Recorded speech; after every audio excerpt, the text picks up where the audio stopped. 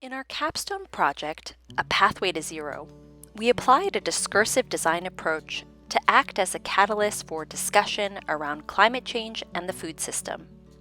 To achieve this, we created an in-person and remote gallery walk with artifacts from the year 2050, when we as a society had reached net zero greenhouse gas emissions. Gallery guests could explore groceries from the future that highlighted sustainable, new age growing practices. They could consider why some items had a higher carbon tax than others. Guests could interact with the City of Seattle government dashboard. They could explore how the government monitored greenhouse gas emissions from food consumption and could subsequently increase consumer taxes when emissions exceeded the allowance. From there, guests could explore Justine's scrapbook that cataloged her journey of becoming a farmer. Guests could observe how farming practices had advanced and how the farming field had evolved into a new kind of tech industry.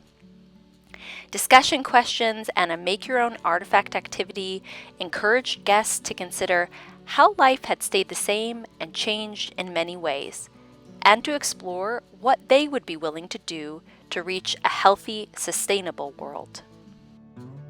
A banana with a full day's worth of protein? What? I need this in my life.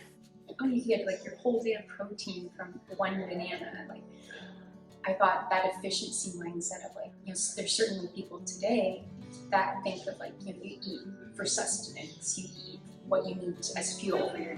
So it's just interesting to think about how something, a compromise perhaps very much needed about food not being that central focus of enjoyment, of socialization, that could be a compromise.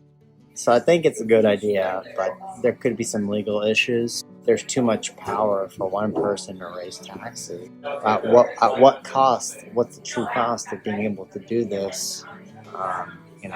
What happens to democracy in 50 years?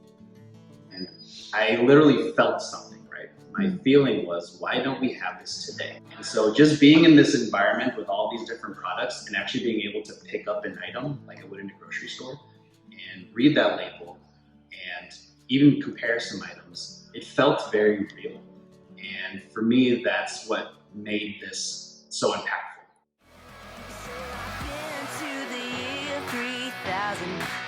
Numbers just changed, but they lived underwater.